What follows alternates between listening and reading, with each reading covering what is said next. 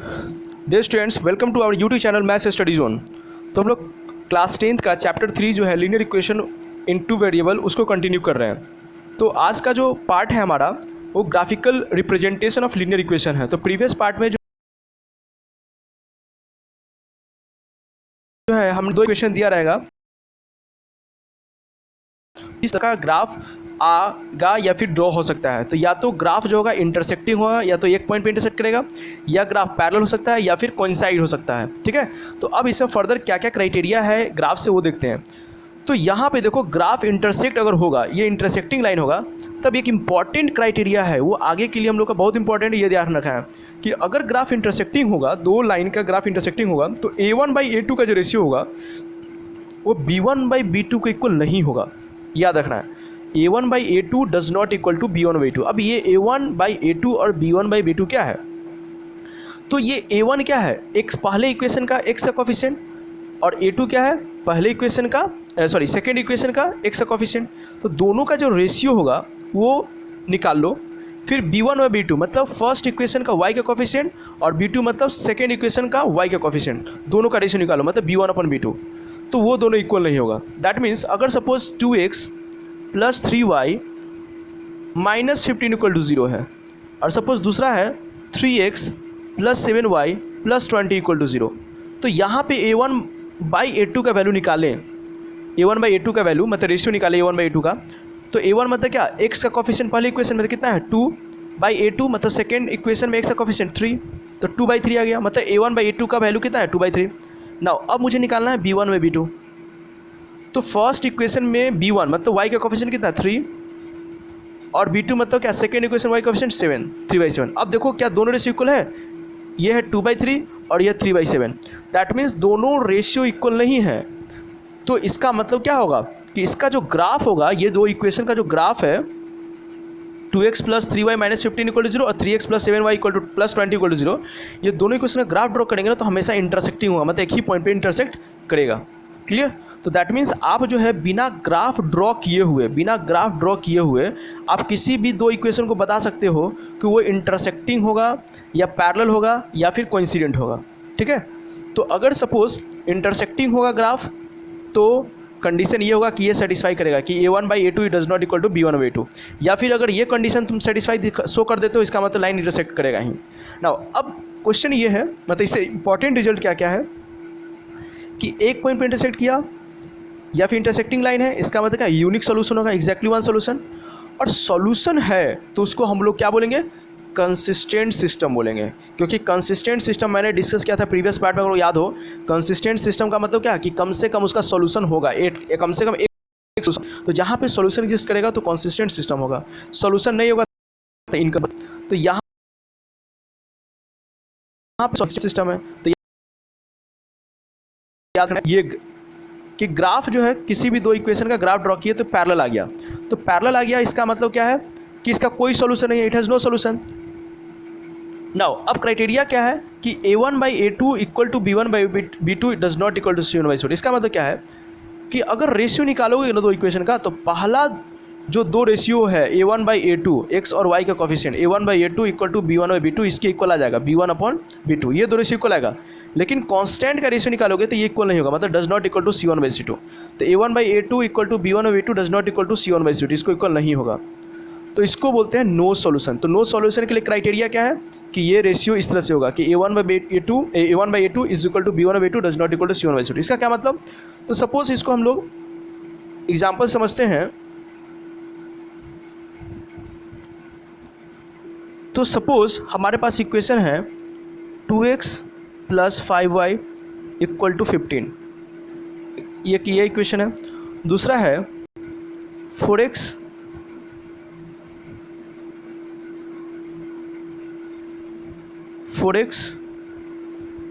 Plus 10y equal to suppose 20, इस तरह से है। अब यहाँ पे क्या करो, अगर क्वेश्चन ये है कि इसका अगर हम ग्राफ ड्रॉ करें तो किस तरह का ग्राफ बनेगा, मतलब इंटरसेक्टिंग बनेगा, एक पॉइंट पे इंटरसेक्ट करेगा, या पैरेलल लाइन बनेगा, या फिर कोइंसिडेंट लाइन बनेगा ग्राफ दोनों का। तो एक तो तरीका है कि आप ग्राफ ड्रॉ करो, जैसे प्लॉट करते हो x और y का वैल्यू पुट करके, सिर्फ कोफिशिएंट से कैसे पता करें? तो तुम क्या करो, a1 बाई a2 का वैल्यू निकालो। तो a1 बाई a2 का वैल्यू निकालेंगे तो कितना हो जाएगा, a1 मतलब क्या, x का कोफिशिएंट पहले इक्वेशन का 2 और a2 का मतलब सेकेंड इक्वेशन का x का coefficient 2/4 that is equal to 1/2। तो a1 बाई a2 का वैल्यू हो गया 1/2। अब b1 बाई b2 का निकालो। तो b1 बाई b2 निकालोगे तो इसका कितना आएगा 5/10। तो ये कितना आ जाएगा 1/2। नाउ c1 बाई c2 निकालो। तो c1 बाई c2 को 15-20 नहीं पुट करो, मैंने बताया कि स्टैंडर्ड फॉर्म में लिखना है। स्टैंडर्ड फॉर्म क्या होता है, ax plus b y plus c equal to 0, sorry ax plus b y plus c equal to 0। इसका मतलब c को उधर ले जाना पड़ेगा पहले। तो इसका मतलब क्या, -15/20 को भी इधर ले जाना पड़ेगा -20। तो कितना आ जाएगा 5 3 जा और 5 4 जा, तो ये आ जाएगा 3/4। That means you have got c1 by c2 as 3/4। तो a1 बाई a2 देखो दोनों इक्वल है, a1 by a2 equal to b1 b2 दोनों 1/2 है। तो a1/a2 इक्वल टू b1/b2 ये दोनों इक्वल है। बट ये इसके इक्वल तो नहीं है c1 बाई c2 की, तो 3/4 है, तो does not equal to c1 by c2। तो यहाँ पे पहला जो दो रेशियो है x और y का ratio a1 by a2 equal to b1/b2 है, लेकिन कांस्टेंट के इक्वल नहीं है। तो जब इस तरह से कंडीशन आता है तो इसका जो ग्राफ होगा ना वो हमेशा क्या आएगा, पैरेलल होगा। याद रखो, ये हमेशा क्या होगा, ग्राफ पैरेलल होगा। इसका मतलब कि इसका इंटरसेक्शन पॉइंट नहीं है। इसका मतलब कितना सॉल्यूशन होगा, तो नो सॉल्यूशन, एक भी सॉल्यूशन नहीं होगा। और नो सॉल्यूशन होगा तो ऐसे सिस्टम को क्या बोलते हैं, इनकंसिस्टेंट पेयर या इनकंसिस्टेंट सिस्टम बोलते हैं, इनकंसिस्टेंट। ठीक है, तो यह ध्यान में रहेगा। नाउ तो ये चीज़ यहाँ है कि अगर पैरेलल होगा लाइन ग्राफ का तो ये कंडीशन सेटिस्फाई करेगा, a1 by a2 equal to b1/b2 does not equal to c1 by c2, और उसका नो सॉल्यूशन होगा और इसको बोलते हैं इनकंसिस्टेंट सिस्टम। नाउ थर्ड है ग्राफ कि हो सकता है कि दोनों का दोनों लाइन जो है वो क्या हो जाए, एक ही लाइन पे कोइंसाइड कर जाए, दोनों का ग्राफ एक ही पॉइंट पे। तो ऐसे को बोलते हैं कोइंसिडेंट लाइन। क्या होगा, कोइंसिडेंट लाइन।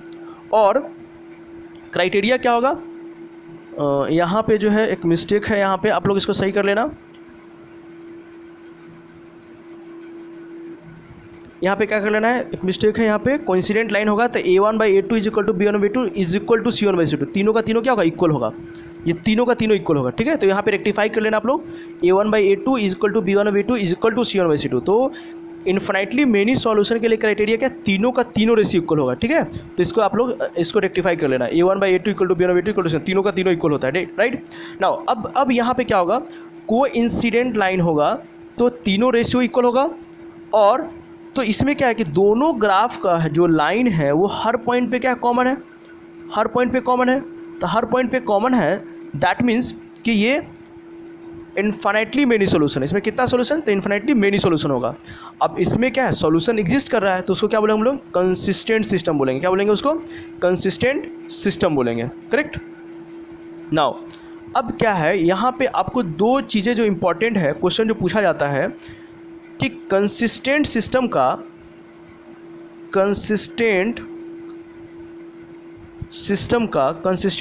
ग्राफ कैसा हो सकता है, what can be the nature of the graphs for consistent pair of equation या कंसिस्टेंट सिस्टम।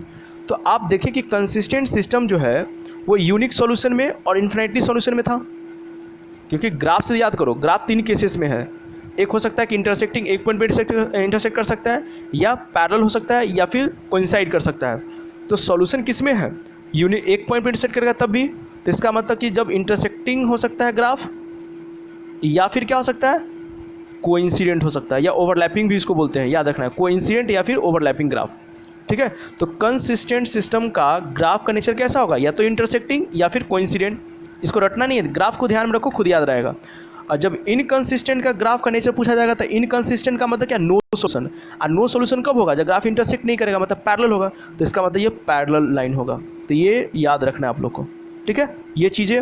उसके बाद क्या है, आपसे पूछा कि पैरेलल लाइन होने के लिए क्या क्राइटेरिया है, रेशियो का क्या क्राइटेरिया है। अगर दो इक्वेशन दिया हुआ है, अगर उसका पैरेलल लाइन ग्राफ ड्रॉ होगा, उसके लिए क्या क्राइटेरिया रेशियो का, तो a1 by a2 equal to पहला दो इक्वल होगा और थर्ड के इक्वल नहीं होगा। मतलब a1 by a2 equal to b1/b2 does not equal to c1 by c2, ये याद रखना है। उसी तरह से यूनिक सॉल्यूशन के लिए पूछा जाएगा, सॉल्यूशन का मतलब कि वन सॉल्यूशन। तो यूनिक सॉल्यूशन के लिए क्या क्राइटेरिया है, तो a1 by a2 does not equal to b1/b2 does not equal to b1/b2। ठीक है, और इन्फिनिटली मेनी सॉल्यूशन के लिए पूछा जाएगा तो a1 by a2 equal to b1/b2 और इक्वल टू C1/C2। याद रखना है यहाँ पे सबका सब रेशियो इक्वल होता है इन्फिनिटी मेनी सोल्यूशन के लिए। तो फिर से हम एक बार आपको बोल दे रहे हैं कि ये जो है इसको करेक्ट कर लेना है, यहाँ पे डज नॉट नहीं होगा, इक्वल होगा, सबका सब इक्वल लिखना है, A1/A2 equal to B1/B2 equal to C1/C2, यहाँ पे इक्वल कर देना है, ठीक है। इसको रेक्टिफाई करना आप लोग अच्छे से। नाउ अब जो हम लोग जो है इसका जो ग्राफ का जो है कैसे इक्वेशन हो सकता है, तो इसको हम लोग एक बार देख लेते हैं।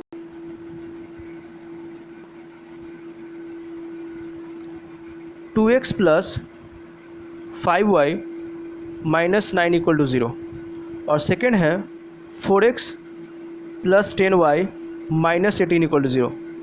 और क्वेश्चन है कि इसका जो ग्राफ का नेचर होगा कैसा होगा, तो हम क्या करेंगे, A1/A2 का वैल्यू निकालेंगे। तो A1/A2 का निकालो तो 2/4 दैट इज इक्वल टू 1/2। फिर B1/B2 करो तो B1 मतलब क्या, पहला इक्वेशन में y का कोफिशिएंट 5 और B2 का मतलब क्या, सेकेंड इक्वेशन में y का कोफिशिएंट 10, तो ये भी 5/10 है तो 1/2। उसी तरह C1/C2 करो, मतलब फर्स्ट इक्वेशन का कांस्टेंट का टर्म कितना -9 और सेकेंड इक्वेशन का कांस्टेंट का -18, तो 9 2 18 दैट इज इक्वल टू 1/2। तो अब यहाँ पे देखो कि सबका जो रेशियो है 1/2 1/2 तीनों का रेशियो इक्वल आ गया, मतलब A1/A2 equal to B1/B2 equal to C1/C2 तीनों का तीनों इक्वल है। तो इसका ग्राफ जो होगा वो क्या हो जाएगा, कोइंसाइड कर जाएगा और इसमें इन्फिनिटली मेनी सॉल्यूशन होगा। आई होप इसमें समझ में सबको आ गया। नाउ अब इसमें इंपॉर्टेंट चीज़ क्या आपको देखना है कि ऐसा क्या इक्वेशन रहेगा, इक्वेशन में आपस में क्या रिलेशन होगा कि ये इन्फिनिटली सॉल्यूशन हो जाता है। उसको हम लोग नो सॉल्यूशन का भी हम लोग देखेंगे कि कैसे करते हैं हम लोग। तो यहाँ पे इक्वेशन को अगर ऑब्जर्व करो आप ठीक से, इक्वेशन को आप ठीक से ऑब्जर्व करो तो यहाँ पे क्या है हमारे पास, ये 5y है, तो यहाँ जो पहला इक्वेशन है 2x + 5y - 9 = 0, इस इक्वेशन में क्या किया गया है, ये इक्वेशन यहाँ से कैसे इसमें आया है, तो इस इक्वेशन में क्या है कि थ्रू आउट जो है दोनों साइड 2 से मल्टीप्लाई हुआ है। अगर पहले इक्वेशन में 2 से मल्टीप्लाई कर दो तो 2 2 जा 4x हो जाएगा, फिर 5y × 2 करेंगे तो 5 2 जा 10y और -9 2 जा 18 = 0। देखो सेकंड इक्वेशन आ गया। तो जब भी कोई कोई इक्वेशन रहेगा उसमें कोई कांस्टेंट से पूरे मल्टीप्लाई रहेगा या पूरे कांस्टेंट से डिवाइड रहेगा, तो दूसरा इक्वेशन उस तरह से फॉर्मेशन होता है तो हमेशा इन्फिनिटली मेनी सॉल्यूशन होता है। बस ये ध्यान में रखना है। इसीलिए इन्फिनिटली सॉल्यूशन का जो पेयर होता है उसको हम लोग डिपेंडेंट भी बोलते हैं। क्या बोलते हैं, डिपेंडेंट, कि एक इक्वेशन जो होगा दूसरे पे डिपेंडेंट होगा। जैसे इसको फिर से डिस्कस करते हैं, फिर से डिस्कस करो। अगर हमारे पास है 5x + 10y + 15 = 0 और दूसरा है x + 2y + 3 = 0, तो ये दो इक्वेशन कैसा होगा, यूनिक सॉल्यूशन देगा या इन्फिनिटली मेनी सॉल्यूशन देगा या नो सॉल्यूशन देगा। तो यहाँ पे पहले यहाँ दोनों इक्वेशन को चेक कर लो वैसे कि ये 5x 10y 15 = 0 है, यहाँ पे x बन गया तो 5 से डिवाइड हुआ है। तो अगर सपोज पहले इक्वेशन में थ्रू आउट 5 से डिवाइड कर दो दोनों साइड, तो 5x में 5 से डिवाइड करोगे तो x बचेगा, 10y में 5 से डिवाइड करेंगे तो 2y, 15 में 5 से डिवाइड करेंगे तो 3 और 0 में 5 से करेंगे तो 0। इसका मतलब एक कांस्टेंट से डिवाइड किया गया पहले इक्वेशन को तो सेकंड इक्वेशन बन गया।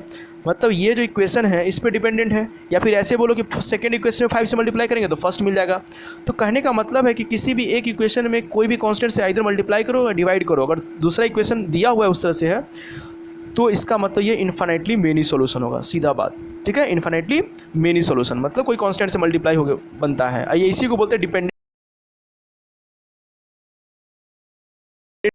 Pair. Linear equation is dependent pair graph कैसा होता है, तो डिपेंडेंट का मतलब क्या होता है कि कोई कांस्टेंट से मल्टीप्लाई होकर बनेगा दूसरा इक्वेशन, तो उसमें रेशियो हमेशा तीनों का सेम होगा, तीनों का रेशियो सेम, इसका मतलब इन्फिनिटली मेनी सॉल्यूशन होगा। आई होप ये चीज़ें क्लियर है सबको। नाउ अब इसका हम लोग देखते हैं नो सॉल्यूशन के लिए क्या क्राइटेरिया है। नो सॉल्यूशन के लिए, तो नो सॉल्यूशन के लिए सपोज हमारे पास इक्वेशन है 2x + 5y + 7 = 0।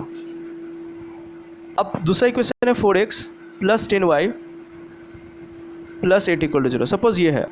अब आपके पास तो एक क्राइटेरिया है कि नो सॉल्यूशन के लिए क्या कर सकते हो, रेशियो चेक करो, A1/A2 equal to B1/B2 does not equal to C1/C2। ये तो है एक ही तरीका, एक तरीका तो है हमारे पास ये, लेकिन इससे भी फर्दर छोटा ट्रिक क्या है, ऐसे समझो। इसमें क्या होगा, x और y का जो कॉफिशिएंट होगा, सिर्फ x और y का बात कर रहे हैं, कांस्टेंट को नहीं, x और y कॉफिशिएंट, इसमें भी क्या होगा, डिपेंडेंट होगा सिर्फ दो वेरिएबल तक, पूरा डिपेंडेंट नहीं है, सिर्फ x और y कि मतलब x और y में क्या है, कोई सेम वैल्यू से मल्टीप्लाई या डिवाइड होकर बनेगा। जैसे 2x है तो 4 बना, तो 2 से मल्टीप्लाई हुआ तो 2 2 जा 4x, उसी तरह से 5 में भी तो 2 से मल्टीप्लाई हुआ है तो 5 2 जा 10y, लेकिन 7 में 2 से मल्टीप्लाई होकर 8 नहीं ना बना।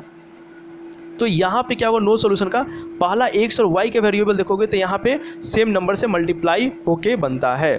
तो इस तरह का जब क्राइटेरिया रहेगा तो इसका मतलब कि नो सॉल्यूशन। क्लियर। नाउ अब क्वेश्चन ये है कि अगर हमारे पास इक्वेशन दिया रहेगा, जैसे कि सपोज हमारे पास है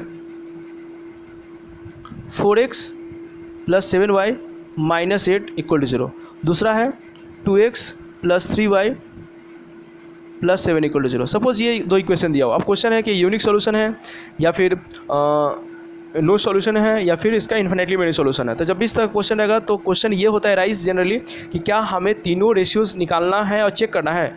तो इसके लिए ऐसा नहीं है, तुम क्या करो, पहला दो रेशियो तो निकालना है ही। A1/A2 निकालो पहले। तो A1/A2 करोगे तो 4/2, इसका A1 ये हो जाएगा, A2 ये, तो 4/2 कितना 2। फिर B1/B2 निकालो, तो ये हो जाएगा 7/3। B1 का मतलब क्या, फर्स्ट इक्वेशन का y का कोफिशिएंट, और B2 मतलब सेकेंड इक्वेशन का y का कोफिशिएंट 7/3। अब पहले ये दोनों चेक कर लो कि ये दोनों क्या है, इक्वल है या अनइक्वल है। तो यहाँ पे चेक देख सकते हो कि A1/A2 जो है वो 2 है, B1/B2 7/3 है, तो अनइक्वल है ना। तो A1 does not equal B1/B2। जैसे ही ये दोनों इक्वल नहीं है इसका मतलब नो सोल्यूशन, आगे चेक ही नहीं करना है। सॉरी, नो सोल्यूशन नहीं, यूनिक सोल्यूशन। इसका क्या हो जाएगा, यूनिक सोल्यूशन हो जाएगा। जैसे ही पहला दो रेशियो इक्वल नहीं होगा तो ये क्या हो जाएगा, यूनिक सोल्यूशन हो जाएगा। ठीक है, ये यूनिक सोल्यूशन। जब जैसे ही दोनों इक्वल नहीं हुआ ये यूनिक सोल्यूशन। नाउ फर्दर क्या है, अगर हमारे पास कुछ इक्वेशन इस तरह से 4x + 7y - 8 = 0, और दूसरा है 8x + 14y + 7 = 0। तो अब यहाँ पे क्या करेंगे हम लोग, यूनिक, नो सॉल्यूशन और इन्फिनिटी मेनी सॉल्यूशन का चेक करना है। तो पहले क्या करो, A1/A2 का वैल्यू निकालो। तो A1/A2 का वैल्यू निकालेंगे तो कितना आ जाएगा, 4/8 दैट इज इक्वल टू 1/2। फिर B1/B2 का निकालेंगे तो इसका कितना आ जाएगा, 7/14, ये भी आ जाएगा 1/2। तो अब देखो यहाँ पे क्या है, दोनों रेशियो इक्वल है। तो दोनों रेशियोज इक्वल है, इसका मतलब कि हमको C1/C2 निकालना पड़ेगा। तो जैसे ही पहला दो रेशियो इक्वल होगा तो हम लोग क्या करेंगे, थर्ड का रेशियो निकालना पड़ेगा, मतलब कांस्टेंट टर्म का। तो ये -8/7। तो अब देखो A1/A2 = B1/B2 है, दैट इज़ A1/A2 = B1/B2, ये इसको इक्वल है। बट C1/C2 को इक्वल नहीं है, does not equal to C1/C2। तो अब याद करो किसका क्राइटेरिया होता है कि जब इस तरह से हो जाएगा A1/A2 = B1/B2 does not equal to C1/C2, इसका मतलब क्या होगा, पैरेलल लाइन बनता है, मतलब नो सॉल्यूशन बनता है। क्लियर। तो आई होप अब सबको समझ आ गया। अगर यही C1/C2 इक्वल हो जाता तो इन्फिनिटली मेनी सॉल्यूशन हो जाता। Clear. Now move to this one.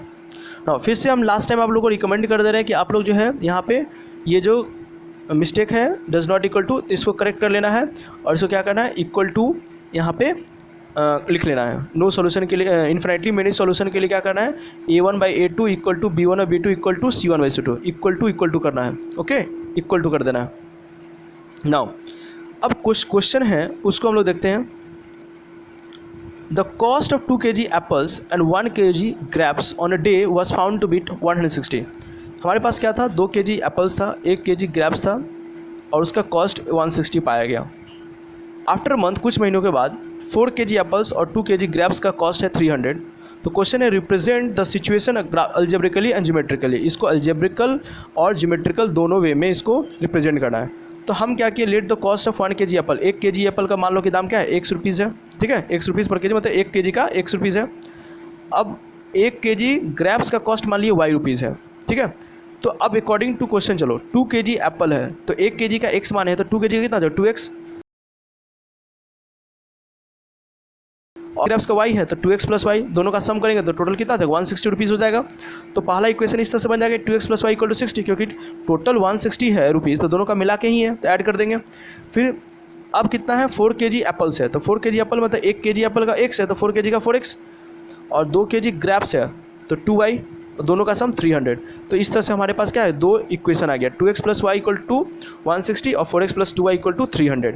अब दोनों का क्या करना है, हमें ग्राफ ड्रॉ करना है।